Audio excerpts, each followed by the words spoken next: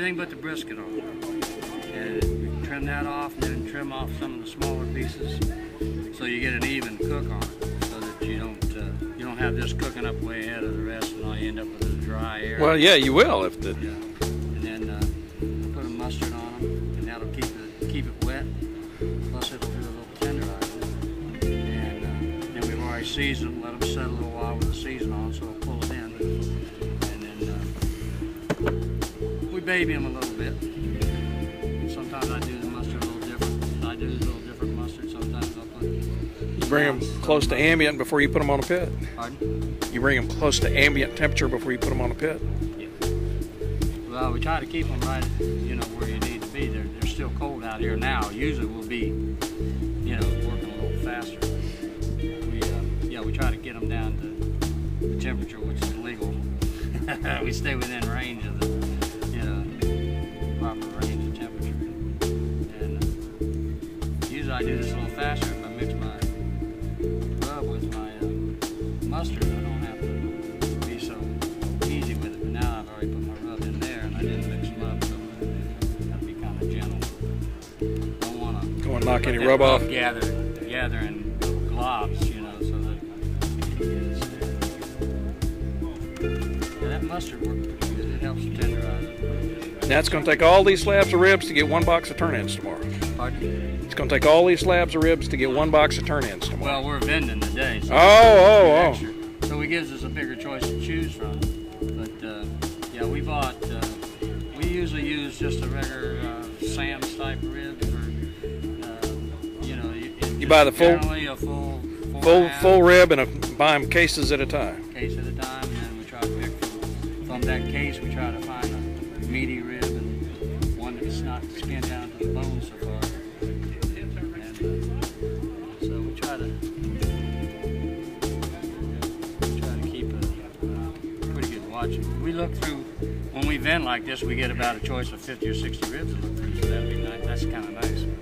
Sometimes it gets a little confusing. Pretty soon you start to work against yourself picking ribs.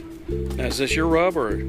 Yeah, this is Tommy makes up the rub, and then I do the prep work on it. And he's doing the brisket, and we have Charlie that currently is not here, but he has some medical things going on. Tommy will make up the rub. He makes up all the rubs for all the meats, and then of course he builds the cooker. So he's our fireologist, so to speak.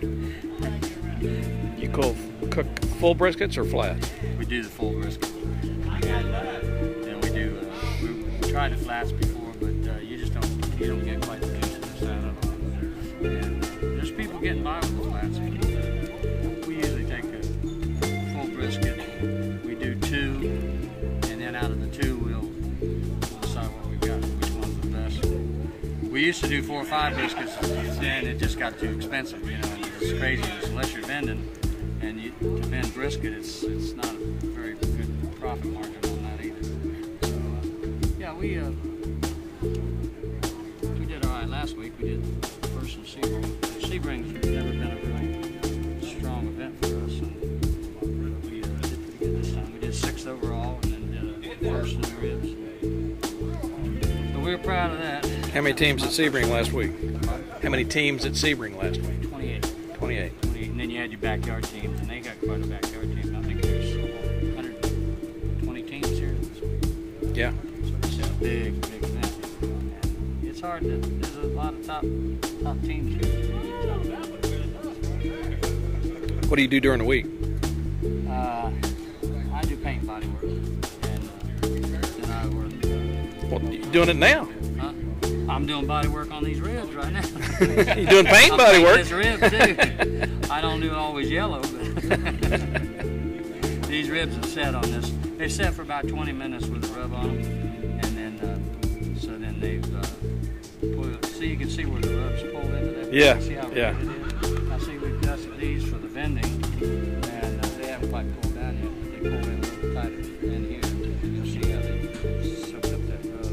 And if you make up a pretty good rub, you'll have one that does pull in pretty well. And we use basically we use the same rub on the brisket as we do on the butts.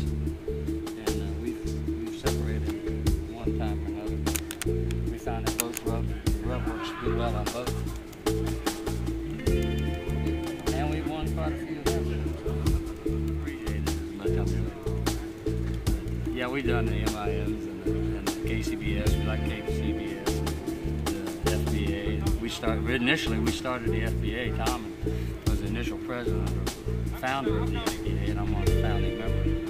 And we work with the FBA in Mosquito County. Tom's one of the directors on that. And we're all founding members of the Mosquito County. Plus, we always enjoy the KCBS. You know, always a good time with that bunch. And in fact, we've been coming to Lakeland now about, I don't know, 7 years now. Almost from the beginning. Yeah. And so we've always placed up in there. You know, we've had our good times and bad times, but there's always a good competition here because they've always got a lot of teams, a lot of variety. They do well in their backyard. Some of their backyard teams are got rigs as good as any of the professional, the pro teams, so-called pro teams. Some of them have better teams and as good at cooking methods as any of the pro teams. They could go pro if they wanted to. But that's barbecuing. All we doing is burning meat, telling lies, drinking beer. It's the best part of life, huh? Three basic food groups. Yeah. Eating barbecue and drinking beer with friends. Yeah. Three We best used to have a liar's tent. Our tent used to be designated as a liar's tent. You couldn't even walk into it to tell the truth. You stood outside it. If you start telling the truth, you'd have to just stand outside the tent.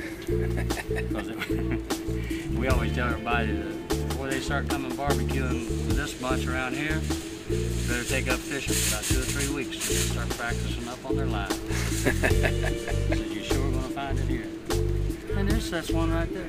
He's outside the tent because he started telling us the truth. So we've left him there. I don't know.